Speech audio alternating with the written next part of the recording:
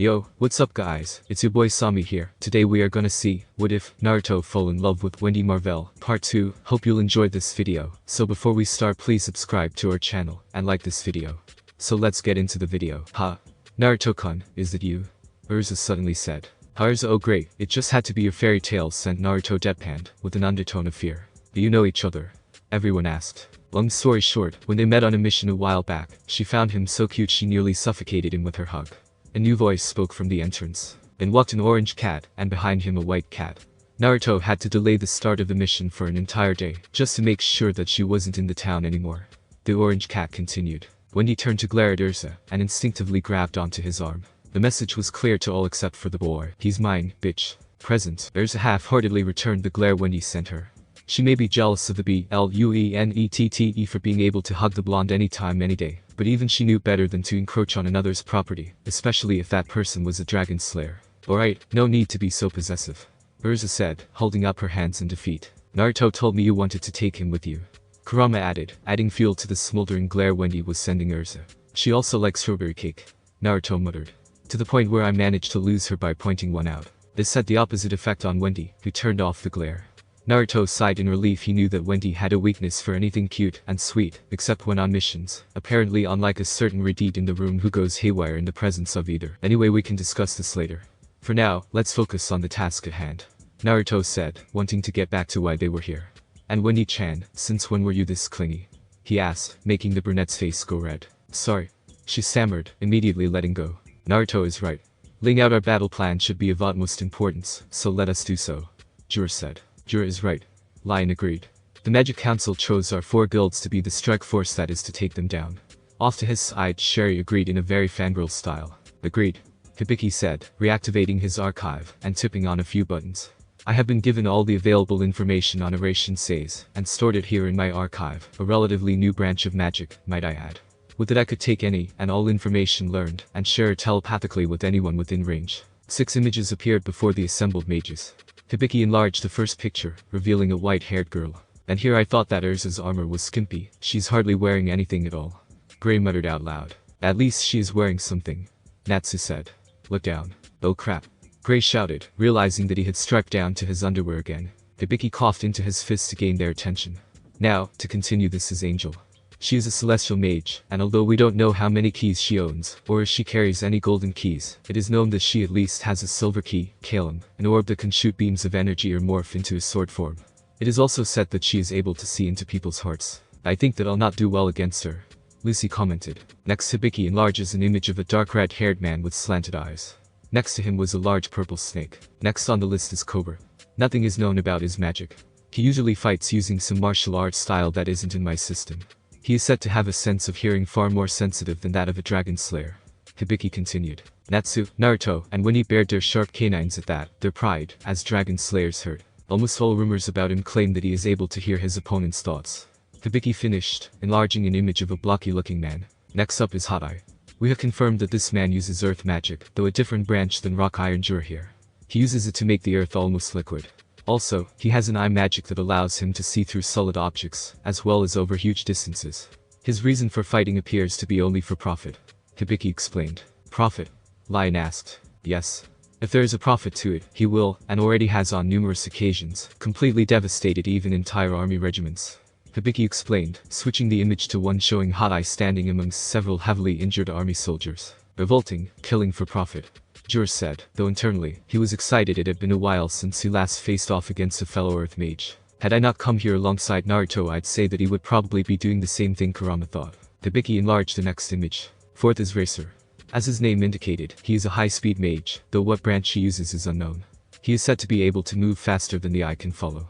Hibiki said. Can't be much faster than Kurama, can he? Naruto and Wendy thought, remembering the times Kurama taught them to defend against an enemy who is faster than themselves. Next, he enlarged an image of a man sleeping whilst sitting on a flying carpet. We don't know anything about this one, other than his name. Midnight. Hibiki said. That name doesn't bode well at all. Ira said, thinking. Not only don't we know what magic he uses, we don't even know what his face looks like, as he is almost always seen flying around on that silly carpet of his. Hibiki said. He then enlarged the last picture. And finally, we have the Guildmaster, Brain. Hibiki said. Naruto saw that the man had dark skin with numerous tribal tattoos covering his face. The others looked at Hibiki expectantly. That's all I have on him, Hibiki said, head hanging. Anyway, we wouldn't know anything more by just sitting here and doing nothing. Charla said. I fully agree.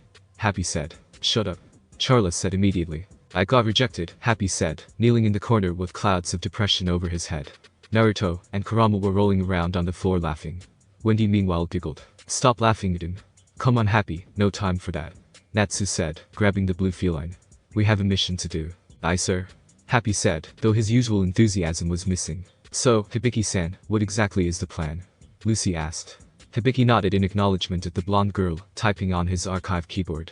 Several images appeared showing a large airship with numerous cannons protruding from its belly. The ship had the head of a horse at the front and wings on its side. What is that thing? Shuri asked. That is very impressive. Lion commented. I agree with you. Naruto said. As long as I don't have to fly on it, that is. Motion sickness? Lucy asked. The blonde male hung his head in shame. Wendy walked over and patted his head, smiling softly. She liked how soft yet springy his hair was against her hand. Just like Natsu. Urza, Lucy, and Gray thought. What about Wendy? Natsu asked. Oh, since I can heal ailments, I just dispel it on myself. Wendy said with a bright smile. Looking to the side, everyone saw Naruto and Natsu facing the wall, kneeling whilst grumbling about lucky girls with healing abilities. Everyone couldn't help but smile at the sight. Wendy's smile was just that infectious. Back to the matter at hand again, Hibiki said. This is Christina, Blue Pegasus's magic bomber. She is quite fast despite her massive size, and possesses the latest in long-range technology, as she is equipped with, as her name indicates, firing bomb cannons, in addition to several laser cannons. Her hull is made of highly durable steel. Pride was evident in his voice. Our plan is to have Naruto and Wendy lead the way through the Wood Sea to where the enemy base is located, and once we confirm their exact location, I will contact Ichiya-sama, who will be busy preparing the bomber for a quick and powerful surgical strike. We will wipe them out in one move. Whoa. Natsu and Happy said, stared in their eyes at the apparent firepower the flying construct carried. That is so freaking awesome. They added in unison. Thank you. Master Bob paid a lot of money to have the magic bomber built. Ren said, smirking. Hibiki chuckled a bit out of everyone in Blue Pegasus. He knew the real reason why Master Bob had the Christina built was due to his small rivalry with Master Makarov, a sort of who has the biggest guns rivalry. Then, if you don't mind, Wendy-chan, Naruto, please take the lead. He spoke, as he knelt down beside Wendy. The 12-year-old female dragon slayer laughed nervously at the gentlemanly attitude of the blonde, before edging away from said blonde. Naruto instinctively moved between her and Eve, glaring at the blonde dangerously. Pedophile, if you don't stop making her nervous, I will humiliate you so badly that you can never show yourself in public again. Do you understand me? Naruto said with an edge to his voice. Yes, and I am not a pedophile. Eve states whilst anime tears pour down his face. Okay, but just to get the point across, Charla and Kurama, Naruto said. The two cats caught on to what Naruto wanted, and quickly swiped at Eve with their claws. 6 red scars appeared on Eve's face, whilst the young blonde mage smiled at the cats. Okay, let's get this show on the road. Naruto said, smiling, as though nothing had happened. Charla meanwhile added her own threats to Eve. Keep away from Wendy or your face won't be the only thing being slashed at. She said, glancing down at Eve's groin with a deadly and predatory gaze. Are we clear on that? And I will help her if you don't. Kurama said. And that includes the two of you, as well. The last part was directed at Hibiki and Ren. Yes ma'am. Yes sir. The three of them said in perfect unison, with Eve quickly shuffling away to join the others. They went on to start hitting on Lucy, to which Natsu and Happy began laughing at her uncomfortable expression. Oh, Lucy, you keep on wanting to meet some pretty boys, as you call them, but this happens. The rest was lost amongst their laughter. Lucy couldn't refute them at speaking the truth. Alright, now that everyone is back here in the real world, Jura said.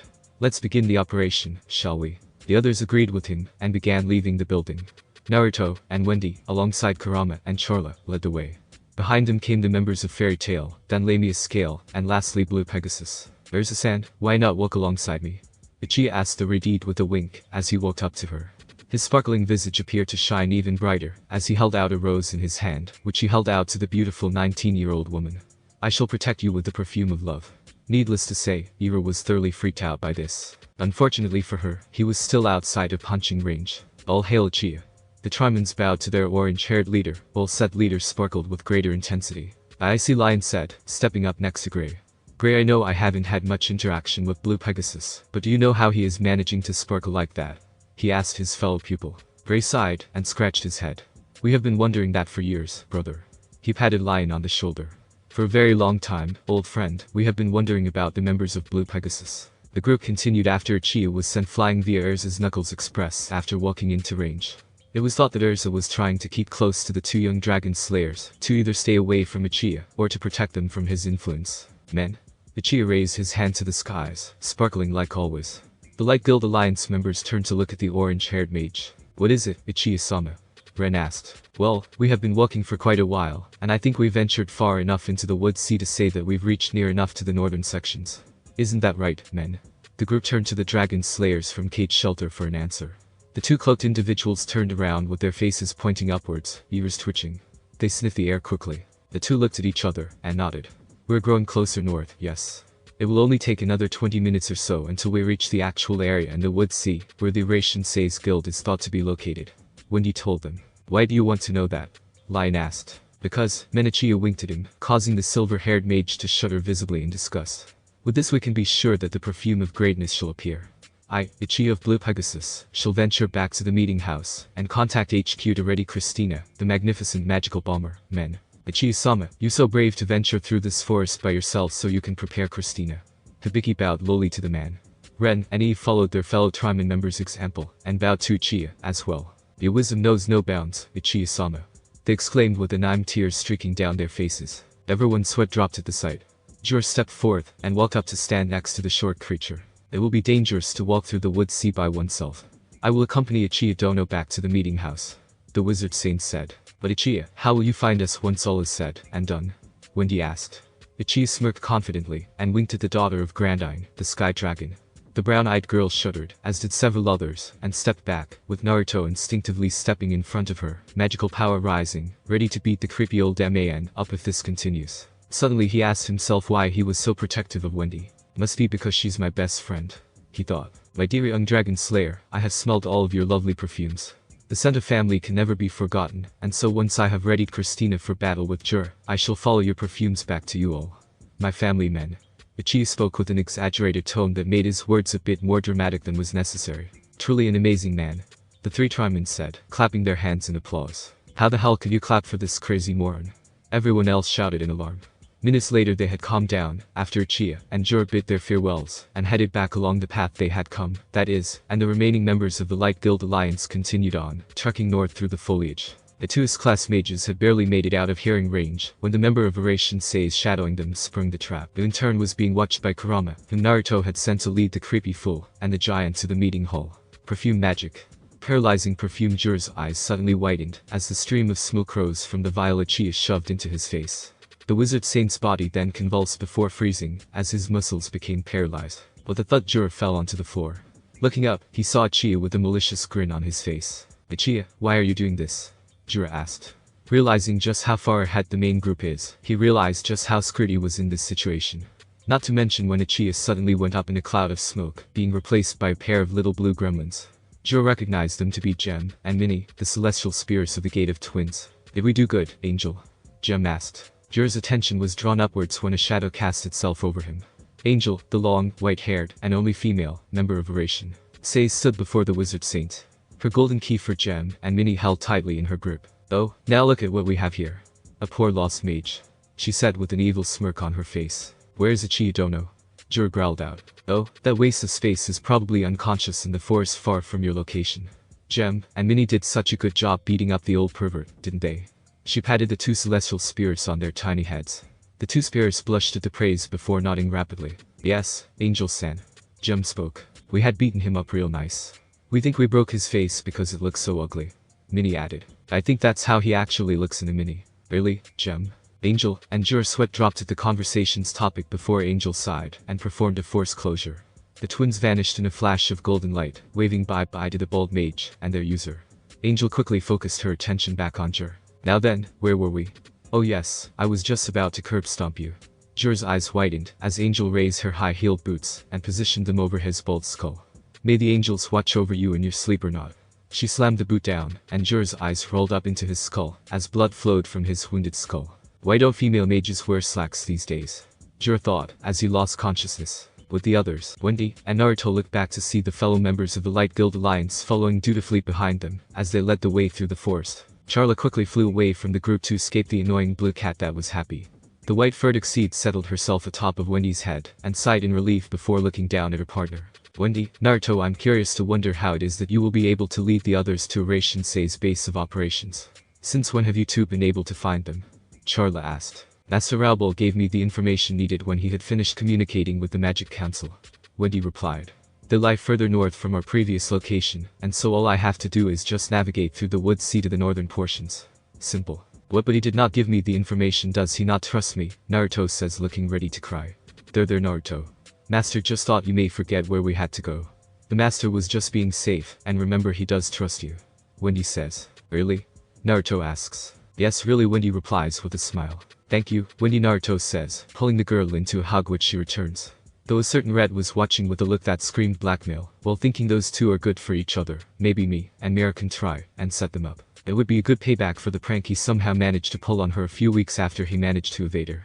How the hell did he manage to compress that much paint inside of an envelope? It had taken her a week to wash the white color out of her hair and eyebrows. Even Natsu occasionally still teases her about that day. And once we get to the north. Charlotte interrupted the soon-to-be future couple's moment to look at her friend.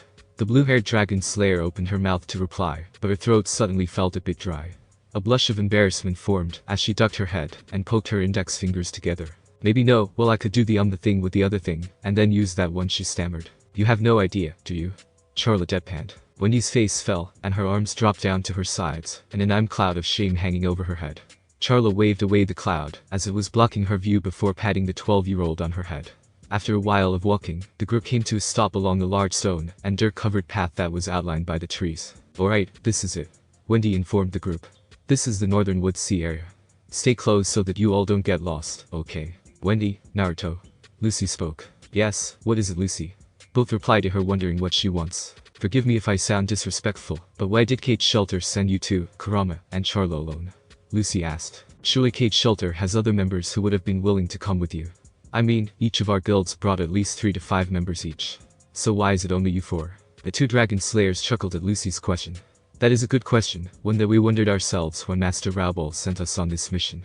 I hold great pride in my healing abilities, and Naruto with all-around skills, but despite that, we are only 12. However, Master Raoul told me it was because we are the only ones alongside Kurama and Charla who could be trusted with a task of this magnitude. Despite there being quite a bit of members in our guild, Master Raoul had told me that we are actually his best mages, and that we would suffice for this mission. Wendy told her. She's right, we are the master best mages, even though Kurama is stronger than both of us, and the entire guild combined. He does not fight unless me and Wendy are not able to continue fighting. Naruto said, shocking the celestial mage, before moving on towards their destination. Shortly afterwards, the Light Guild Alliance had continued their trek north through the expanse of vegetation, moving along the winding path that Wendy and Naruto were leading them on. The Dragon Slayers raised their hand, signaling the group to stop. What's wrong, you guys? Lucy asked. The kids didn't respond, as they tilted their heads and sniffed the air, smelling a faint scent of metal and paint in the air. Their ears twitched as they picked up on the surrounding sounds. The pair of kids then directed their vision to the sky and narrowed their eyes. Something is in the sky, Naruto said. Natsu followed the actions of his younger counterparts, and his eyes widened. There is. And it's big. The group all directed their eyes in the direction that the 3 dragon slayers were facing, and stared into the blue expanse above their heads. The clouds drifted by slowly on the winds. The mages continued to watch the sky for a few moments, until their ears were met with the high-pitched whine of rotating propulsion engines, and the large magic concentration produced by the which powered them. A small dot in the distance quickly grew large and closer, and revealed the massive magical bomber that was Christina. Wow. Everyone gaped in awe at the large piece of technology. The Blue Pegasus mages smiled at their fellow mages' reactions. Yup. You wouldn't believe how many jewels it took to build this beauty. Ren said. 10 billion jewels. Hibiki and Eve started together. Everyone's eyes bugged out of their skulls as they turned to face the Triman's members. Naruto, Wendy, and Natsu all quickly turned their attention back to the ship above them when they smelled something weird, then realized they were smelling the short ugly thing they saw earlier. Said small figure leaped down from Christina. Everyone's eyes watched, as the figure slammed comically down on his head, a small imprint forming on the hard ground, though Natsu and Happy snickered at the sight, whilst Urza was secretly hoping that the impact would fix China's obsession with her. Men, I have come with the mighty Christina, men. Ichi exclaimed, as he quickly jumped to his feet. Something's wrong here, everyone minus the mages from Blue Pegasus thought. How did he get up so fast? They wondered, as the Trimans bowed before their leader, as if he were God to worship. Ichi-sama, your timing could not be better. Hibiki exclaimed with tears of joy running down his face, but then he quickly became serious. But the instructions were for me to signal you as to when to bring in Christina. Why have you gone against the plan, Ichiya? The other mages quickly tensed their muscles, preparing for a fight, as they noticed the stern look on the orange-haired man's face. I was ambushed by the Iratian. They sent an angel to deal with me, but luckily my perfume of durability allowed me to survive, as I nearly died. Knowing that if I was targeted my family would also be, men. Then that means that the Ichiya who was with us back at the meeting place, Sherry, was cut off, as Lion and Sherry turned to each other in alarm. Jura's in danger, they exclaimed together. And just as they said that, a massive explosion echoed throughout the atmosphere.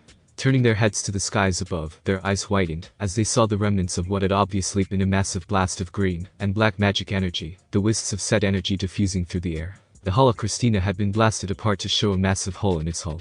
2 more blasts impaled the wings of the once mighty contraption, before she went veering off course and crashed into the forest area a few hundred meters away. The crash caused the ground to shake, and the mages were all stumbling about as they aimed to regain their balance. Once the quakes of the earth had stopped, and the present Light Guild Alliance members were all steady, they all shifted into battle-ready stances, as the sound of footsteps met their ears. They turned to the front, coming face to face with their enemies. Rain, Midnight, Angel, Racer, Cobra, who had Cubelios wrapped around his shoulders, and Hot Eye all stood before them, all of them smirking at the assembled Light Guild mages. Welcome to the Wood Sea, our home. Brain spoke with a well-mannered tone, as if he were a butler about to escort visitors into a mansion. To what do we owe the pleasure of having mages from the outside enter our humble abode? Cut the crap, Brain. Natsu snarled, as he rose to his feet. You guys are a dark guild. Iratian has threatened a piece of Fiori, and so we have been sent to put an end to your schemes. Brain chuckled in amusement at the young boy's words. Oh my, are you sure you can carry that out? Natsu's fists burst into flame. Gray summoned forth a sword of ice. Lucy flexed her arm, and the whip around her arm slackened so that it uncoiled from her arm. Urza was in a bit of a daze, as she stared at the people who were once her fellow slaves. She then shook her head, as she got rid of the sympathetic and empathetic feelings she held for them. They were once like her, alone and afraid, but with their freedom they made their choices. She summoned a sword in a flash of light. You left the wizard saint alive, yes? Brain asked Angel. The white-haired beauty nodded, as she adjusted a lock of her long hair. Yes. All I did was kick him in the head. He was out like a light, but he might have a headache when he wakes up. She put a finger to her chin. He may also suffer a bit from blood loss. I saw him licking up my skirt before kicking him. Good. Brain nodded in satisfaction whilst chuckling in amusement. I have no time to deal with worms such as these. You were the one who attacked Jura and glared at Angel with murderous intent. He slammed his hands on the ground, and a massive ice tiger sprouted forth from the magic seal, but just as it reached in front of the lone female of Iratian the tiger was shattered into mere shards, as Brain batted it away with his hand. Brain smirked at the shock on the faces of the white-haired mage. This is the strength of Iratian Your spells are no match for our strength. And now then, it is time that we move on from simple introductions. I know you all, and you all know us, but I have no interest in you other guilds. Fairy Tail, Blue Pegasus, and Luminous Scale, none of you interest me. Brain then turned to Wendy and Naruto. But Kate's shelter is used to me. Wendy's and Naruto's eyes gained slits and growled, baring their sharper than usual canines. More like, I am interested in the 2 mages they have sent to aid your little endeavor. Brain added. Sorry chum, but I don't swing that way. Naruto chirped. And I am sure that Wendy doesn't like pedophiles. Wendy nodded in agreement, once again moving slightly closer to Naruto. Brain grew a small tick mark on his forehead at the jab. Cobra and Angel snickered. Kurama looked at his partner and friend with a stern look. Naruto, Wendy, remember to not run in head first. Kurama said, while they nodded in response, before returning their attention to the Dark Guild. What are you talking about? The Sky Dragon Slayer asked. What use could we possibly be to you? The preteen spoke with a defiant look on her face, but the sinister aura the man was giving off coupled by his kai, made the proud Dragon Slayer's legs tremble slightly. Naruto meanwhile was unfazed. Kurama's baby-level tantrums held more kai than this. Wendy, Naruto, we don't know what these guys are talking about, but you are not here alone. Natsu said to his fellow Dragon Slayers. Orange-yellow flames coated his fists, as he and the rest of the strongest team of Fairy Tail readied themselves for battle. We'll protect you. Wendy and Naruto looked at the members of the Light Guild Alliance and saw all of them getting ready to attack. The preteens smiled and nodded their heads. Thank you, Natsu-san. They replied back, and then turned back to the Dark Guild members. The other 3 Light Guilds blinked in confusion as they watched the 2 kids. Now I'm going to ask you again. What could you possibly want from us? They replied together. Oh my dear little dragons, you will see when we capture one of you. Sky Dragon Slayer, Moon Dragon Slayer. Brain says. Naruto moves in front of Wendy standing protectively, and Wendy looks just as protective as Naruto. If you want Wendy, you are going to have to go through me first. And no one is going to harm her while I still breathe. Naruto says with anger coursing through him. Already he was channeling chakra and magic through his body in preparation for a case of ass whooping. And if you want Naruto, then you're going to have to go through me, Wendy said, moving to stand alongside the spiky blonde, her own magic flaring to life as she got ready as well. She's a very interesting child, Racer stated before turning to Blue Pegasus. Master Brain, I will handle the Blue Pegasus mages. Like you could. Ren never even had a chance to complete his sentence, as his head was met with Racer's forearm. Due to his extremely fast speed, and the fact that the Blue Pegasus mages were standing neatly in a row, the attack had caught all 4 of the Blue Pegasus representatives, knocking them out. The Light Guild Alliance's eyes were wide with shock as they stared at Racer's former location. The loud smashing sound made them turn their head in time to see Naruto hitting Racer with a football-sized rock, startling the Dark Mage at the unexpected move, as well as giving him a mild case of headache. Lucy took a step forward and glared at Angel as she drew out one of her golden keys. Deed of the Bull, I opened the Taurus. With the sound of a ringing bell and a flash of golden light, the massive axe-wielding humanoid bull appeared before its holder. Lucy, how may I help you, and your nice body today, a perverted bovine exclaimed, as he gripped his double-bladed weapon, whilst leering at Lucy. We take down that Angel girl. Lucy spoke, as she pointed at Angel. Oh? Taurus looked Angel up and down, and nodded in satisfaction. She has a nice body too. Her breasts are bigger than yours, Lucy. Don't be a pervert now. Let's just go, and attack. Lucy exclaimed, as she whacked her celestial spirit upside the head. The other's sweat dropped to Taurus's personality. No. Said Celestial Spirit nodded, and quickly twirled his axe before running forward towards Angel. Lucy ran alongside her spirit before leaping atop his muscular shoulders, spinning whip like a wheel. Angel chuckled, and flipped her long white locks. She reached into her impressive cleavage, and pulled out a single gold coin. The cost is 10.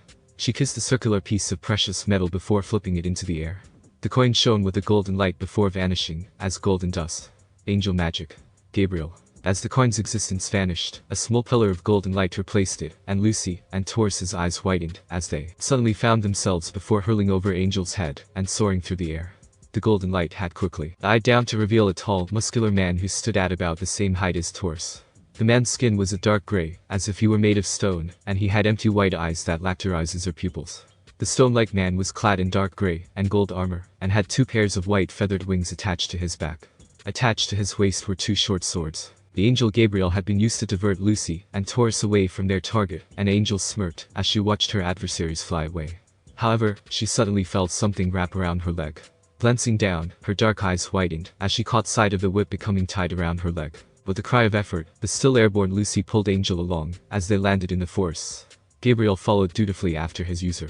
Wendy let out a sigh of relief, as 2 of the main causes for her feeling very self-conscious were now gone. The other fairy tale mages and Lamina's scale went to follow after their comrade, but suddenly Racer appeared amongst them, delivering dozens of attacks on each of them. Koba laughed out in amusement, dodging a stream of fire sent his way by Natsu. I can hear your very thoughts, and stop your actions. You want to move on, you get through me. Cobra chuckled as Jubilios slithered around his arm, the massive serpent hissing at her master's adversaries. Then I guess Natsu panted, as he rose to his feet. We'll have to kick your ass. Rubbing his hearing organs, the son of Igneal snarled before leaping at his opponent. However, Jubilios countered by snaking her way around Natsu's ankle, and then throwing him away. Urza and Gray caught their guild mate, and set him down gently on the ground. Cobra is ours, the Requip said, as she sliced the air with one of her swords.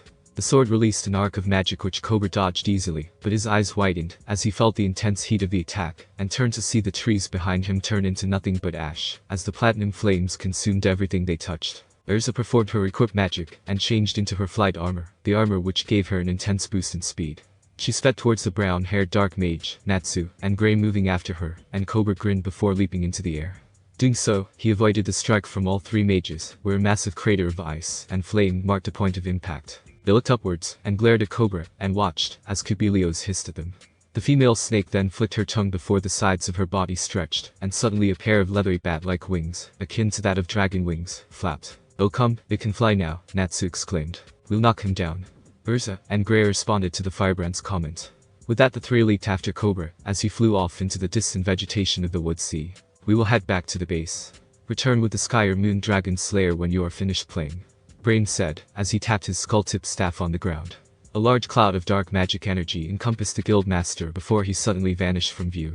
Lamina's scale growled before leaping at the sleeping form of Midnight, but the snoozing mage didn't even stir or lift a finger, as a burst of magic energy sent the Lamina scale mages flying back. A blur of blue and blonde hair then shot past them, and their eyes widened, as Wendy and Naruto lashed out with a powerful kick. The kids' eyes widened in shock as the wind rushed past their forms, and a punch found itself embedded into Wendy's stomach, and a kick into Naruto's stomach. Charla and Kurama, who moved before the fighting started, could only widen and look on in shock as they saw Eraser grinning toothily, baring his sharp fangs. I am impressed. I did not think you two were this strong.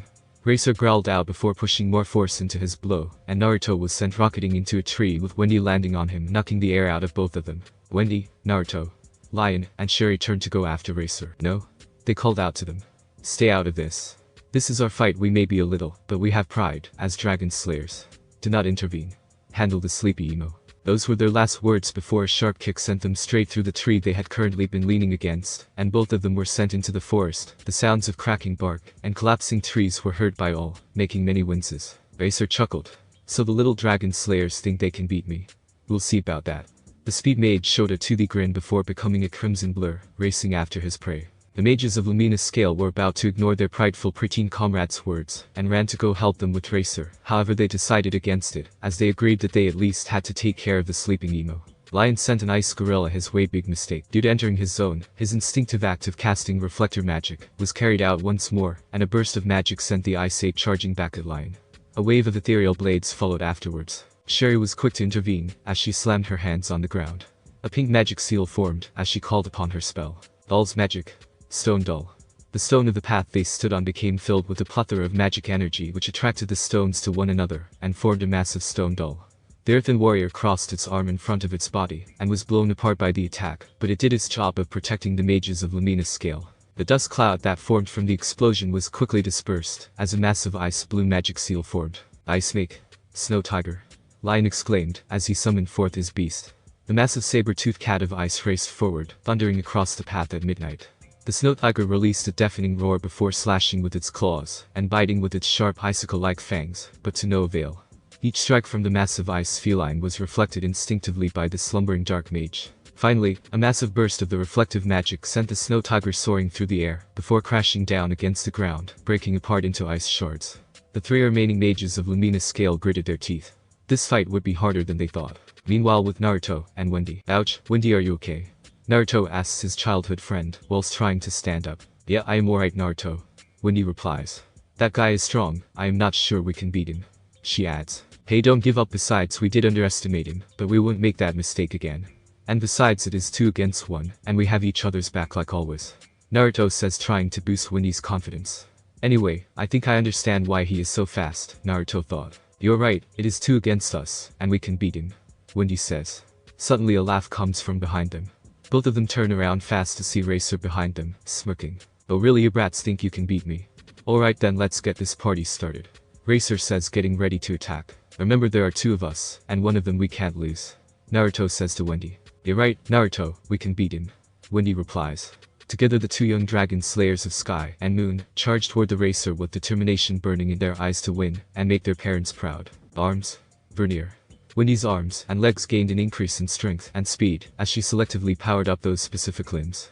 She then grabbed the outstretched arm and spun around rapidly before throwing Eraser over toward was waiting with a pale pink energy-covered hand. Beat this.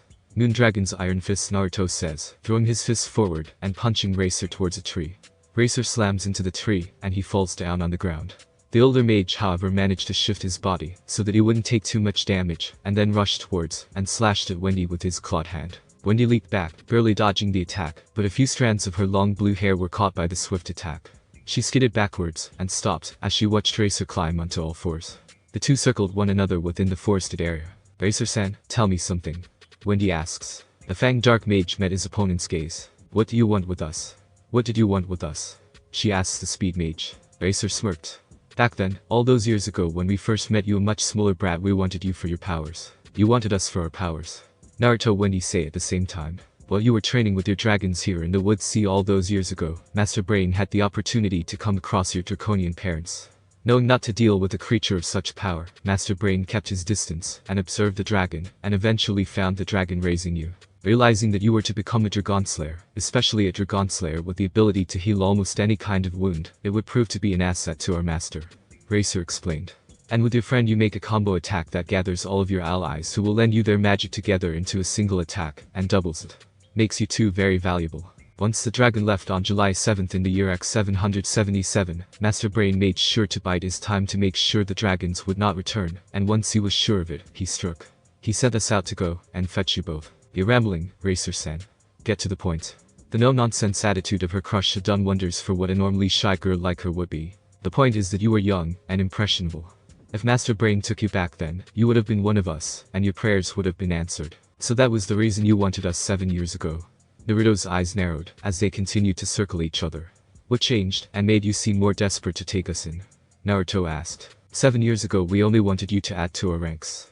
After all, child dragon slayers would be easy to manipulate to follow us, but we failed that mission because of your little fox. Racer spat out the words with venom in his tone. Wendy smirked at that. Oh yeah, he mentioned something about dealing with some past after we went looking for our parents. Wendy thought. Well, that's what you get for messing with Kurama. The Moon Dragon Slayer replied. If we knew that that cat could turn into a giant nine-tailed fox, we would never have gone after you in the first place, but this time he is with your allies, and is not here to protect you from us now. Racer licked his sharp fangs. Come with us now, Wendy Marvell and Naruto Tsuki, and you won't be harmed. If you wish to know the true reason why the master wants you to, then come willingly. Yeah, not happening. Naruto snarled at Racer before spitting on the ground and mashing it into the dirt. Wendy just tensed up. Their action was more than enough to get Racer to understand what their response was. They shifted into their combat position and growled at their opponent. Now then let me give you a taste of what the child of a dragon can do. Both children say. Insolent brats. Racer roared. All three combatants charged across the ground as they finished circling one another, trails of dust marking their movement. Racer raised his arm and brought it down for an overhead strike, but Wendy's smaller frame allowed for her to raise her arm and deflect the strike. Naruto sent a punch to the left carrying some force. The creaking of bones met their ears, and Racer's eyes widened as the force of the strike registered with his body. Racer rolled along the ground as Wendy struck him next with a kick, but he reacted quickly and went into a spin kick. However, his attack hit nothing but air as Wendy was pulled backwards by Naruto. They then moved in a blur of speed, and the speed magic user quickly glanced upwards as a shadow covered his body. Crossing his arms, Wendy's and Naruto's axe kick slammed down on the arm block. Racer quickly grabbed them by their ankles and swung them down into the ground before spinning around rapidly and slamming them harshly into a tree. Screams of pain were released as their bodies curled around the bark, but luckily their cloaks cushioned some of the impact's force somewhat. Wendy was then hurled through the air, and Naruto was thrown into the ground, and Wendy came down onto Naruto with a resounding thud. Racer vanished with the sound of a sonic boom. The two got back up and looked toward Racer, who was looking at them on the other side of the small clearing. Wendy, let's use that combo. Naruto says. Are you sure that we should? Wendy asked her fellow guildmate Dragon Slayer. Last time we did it left us. Yeah, we should, and we can't waste any more time here. Naruto told her, each second we delay, our friends back there are without our support. You're right. Wendy admitted, let's end this. Both sets of eyes become slits, and auras of pale pink and light blue appeared around Naruto and Wendy respectively. Together both children take the other's hand and start the combo. Sky and Moon Dragon Slayer's secret combo technique. Heaven's charm a rainbow-colored light appeared around them as their magic power began to rise sharply and combine above their held hands. What are they up to? Racer mutters to himself. Wait, Heaven's charm, but that's no you don't, I won't let you use that attack. He began to move. Too late. Wendy tells him. It's over. Naruto finishes. At once both children make a circular motion in the hand they were holding, forming a sphere of rainbow-colored magic. Eat this. Sky and Moon Dragon Slaying secret combo. Heaven's Rasengan Naruto and Wendy say together, charging toward Racer with an insane amount of speed and slamming the combination into his gut before he could move out of the way. Arg. Racer screams in pain at the amount of power being shoved into his gut. Eventually the attack sends him flying through a few trees and knocking him out as he smashed through one or two of them head first. We did it, Wendy, Naruto said, not letting go of the hand on his own. Yeah, we did, Naruto. Wendy answered, not minding the continued contact. Both of them were breathing heavily. Both of them fainted from using too much of their magic, just like last time they attempted Heaven's Charm and Heaven's Rasengan. Moments later a figure appears out of the shadow, looking at them. Well, this just made my job easier, to think that those two were able to beat Racer. The figure says while going to pick up the two kids. Need to get these two to Master Brain. He says before heading to the meeting point. Just maybe he'll let me take Racer's place. He added with a smirk. We did it, Wendy, Naruto said, not letting go of the hand on his own. Yeah, we did, Naruto. Wendy answered, not minding the continued contact. Both of them were breathing heavily. Both of them fainted from using too much of their magic, just like last time they attempted Heaven's Charm and Heaven's Rasengan. Moments later a figure appears out of the shadow, looking at them. Well, this just made my job easier, to think that those two were able to beat Racer. The figure says while going to pick up the two kids. Need to get these two to Master Brain, he says before heading to the meeting point. Just maybe he'll let me take Racer's place, he added with a smirk. Chapter 6. Captivity, Past, and Present. Naruto groaned as he woke up, flinching when he became aware of the massive headache. Naruto closed his eyes and waited for the headache to subside before opening them again. This took a short while. Opening his eyes, he looked around. He found himself in a dark cavern of some sort, water dripping from stalactites into puddles. The only source of light was sunlight filtering through cracks in the ceiling. Trying to move, Naruto noticed that he was tied up quite thoroughly. What's more, the rope had magic sealing properties, which he discovered when he tried to send a miniature scale roar at the rope, but nothing came out. Naruto then realized something that made him smirk in victory. Those fools in the Shinsei's had tied his hands together at the wrists, meaning that he could use his other source of energy to get the heck out of here. Ninpo. Kage Bunshin no Jutsu, Naruto whispered. With a poof of smoke, a clone appeared just as tied up as Naruto was, making both of them sweat drop. Well, there goes that idea, he murmured to himself. Stay still, the clone whispered, before shuffling over to the original and began gnawing at the rope. We need to find out where we are, and then save Wendy-chan from those bastards, the clone said through clenching teeth and rope. Agreed, Naruto said, then expanded his senses to try to get information on where he was. He wondered where Kurama was. With Kurama was considering going on a rampage and tearing every tree out of the ground in his attempt to search for his friends Naruto and Wendy. And Charla was strongly tempted to ask him to do so. We never should have left those two to handle Racer alone, Kurama growled, spewing Kai all around.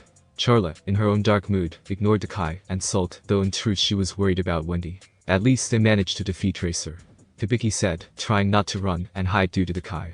That is more than can be said for the rest of us. Kurama huffed, but agreed with the blonde bimbo. Naruto and Wendy had truthfully been the only ones to defeat an Shinsei's member. When they heard from Brain that Racer had been defeated, Natsu had gone berserk from the fact that two young kids managed to beat him at defeating his own enemy, nearly causing a case of friendly fire, pun not intended, in his rampage. Oddly, it was that rampage that gave the Alliance the opportunity to land several decisive strikes on their respective opponents, due to them being distracted by Natsu's massive spike in magical power. Eventually Brain ordered a retreat when he was contacted by one of his agents about something. Kurama and Wendy had immediately gone to look for Naruto and Wendy, only to find Racer's unconscious body nearby several destroyed trees, but no sign of the two young dragon slayers. Natsu, being the battle-savvy idiot he was, immediately ran off in some random direction, the little blue furball named Happy flying after him. Gray followed him soon after, not wanting to let him have all the fun. The Trimans split up, with Ren and Eve heading out to search for Nirvana, with Ichiya and Yura doing the same. Lion and Sherry went with Yer. Kurama sighed in relief once the short thing was gone. That left Hibiki looking after Urza, who had been bitten by Cobra's flying snake. The poison was slowly working its way up Urza's arm, causing immense pain, judging by the scowls of pain Urza had on her face. Kurama knew that he couldn't leave the two mages alone, as the only one of them that could fight was out for the count. He didn't like it, but he had to trust that Naruto and Wendy would pull through somehow. With Wendy woke up slowly, though unlike Naruto, she didn't have a headache.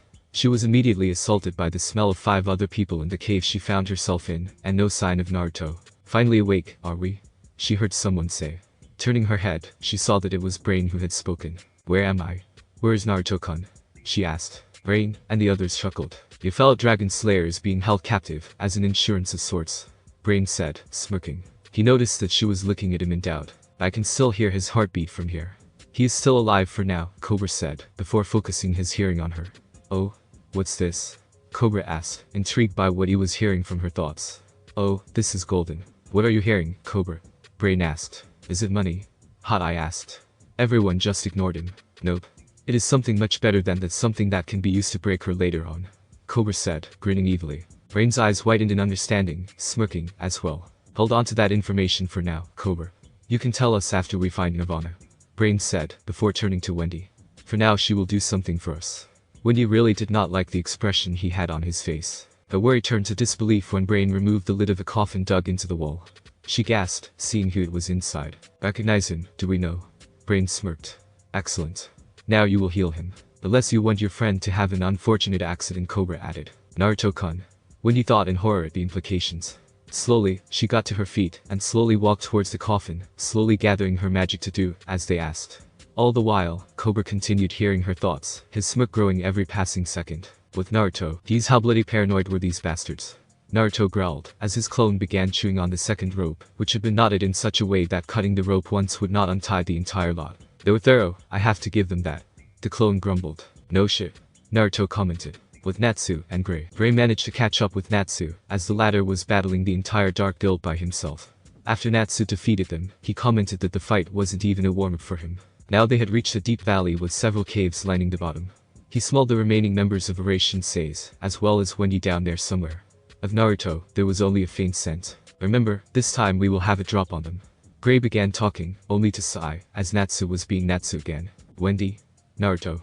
The pink-haired dragon slayer roared, startling everyone inside the cave, while some distance away, a bound moon dragon slayer grumbled about allies taking long enough just, as his clone managed to gnaw his way through the last rope holding him.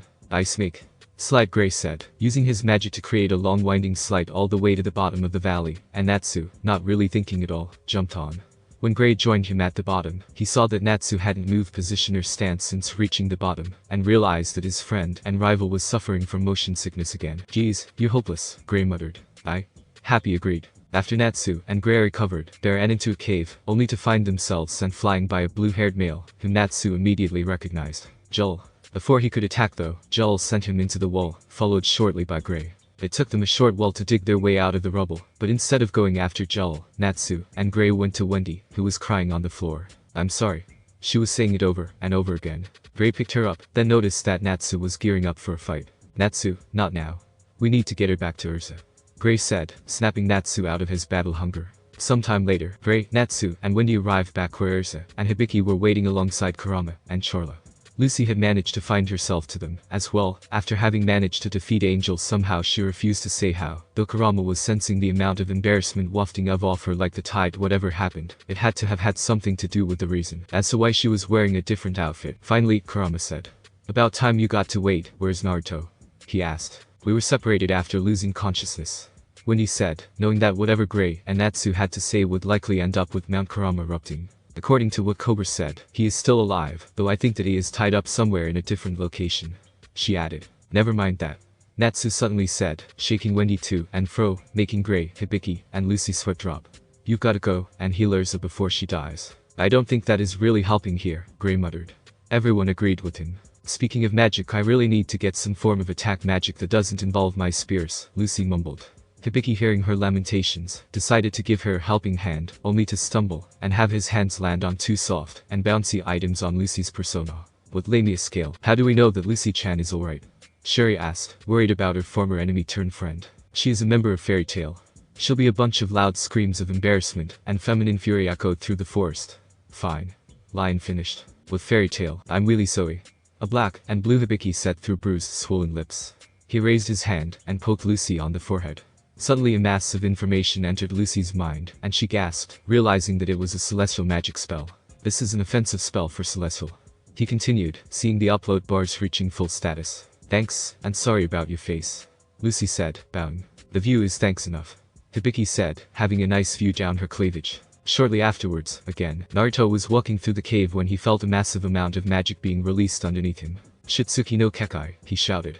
A perfect orb of pink magic formed around him, as the ground erupted in black magic, sending Naruto tumbling down into a new cavern. With the others, the members of Fairy Tail were listening to Wendy, as she recounted her time in captivity, and her healing Joel, much to the shock of Natsu, who was about to give her an earful on Joel being a bad person, and all that, when they noticed the build-up of magic, and saw a pillar of black magic appear on the horizon. Team Yer had just taken out yet another weak Dark Guild when they saw the pillar. Eve and Ren had been knocked unconscious by midnight, so they were still in the dark, pun not intended either, while Sachi had somehow managed to get himself captured, and was bound like an animal. Everyone who was able to begin making their way towards the pillar of magic, which slowly began changing color to white, as the sun set, and the moon rose. With Naruto, a long while later, Naruto woke up with another headache, though this time he recovered way faster, and he wasn't tied up like in the cave he was in. He opened his eyes to find himself amongst some form of ancient ruins he didn't recognize. The next thing he noticed was that he was no longer trapped underground. Then he saw the night sky above him, a full moon shining down on him.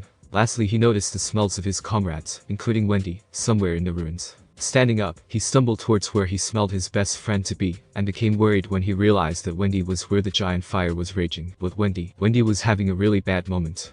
Firstly, she smelled Naruto nearby, but due to the dust and static aromas made it impossible to detect him. Then she saw Natsu engaging Cobra, who turned out to be a dragon slayer himself, in combat, with Happy and Kubilio supporting their respective dragon slayer.